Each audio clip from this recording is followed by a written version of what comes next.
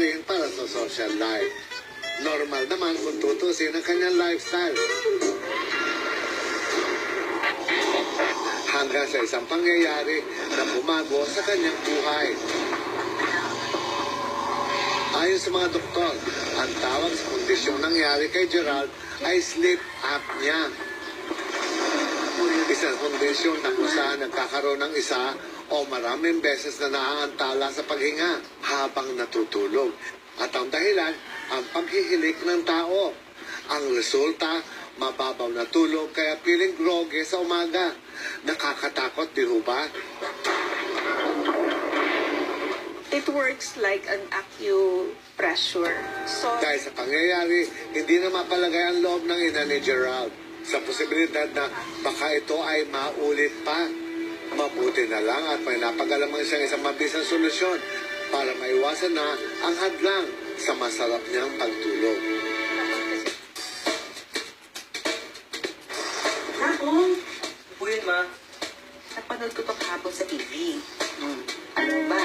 Setting daw yan para maiwasan yung pabili. Ayun ba? Sleeping on first. O, test, di ba? Oh, wala naman siguro masama kung susubukan natin. Subukan ko yan. it works like an acupressure. So, merong nerve doon sa kaliwang daliri natin na pinakamaliit na natatouch ng ring na yon. Meron kasing spike yung ring inside it na napipress niya yung nerve na yon na konektado dun sa likod ng throat natin.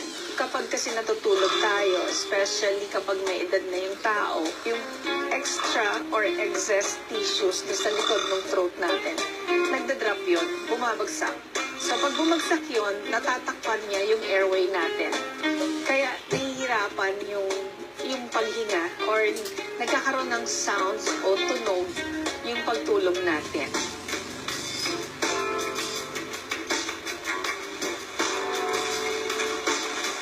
Mula nang gamitin ni Gerald ang anti-snore acupressure ring, bumalik na muli ang kanyang normal na sleeping habit.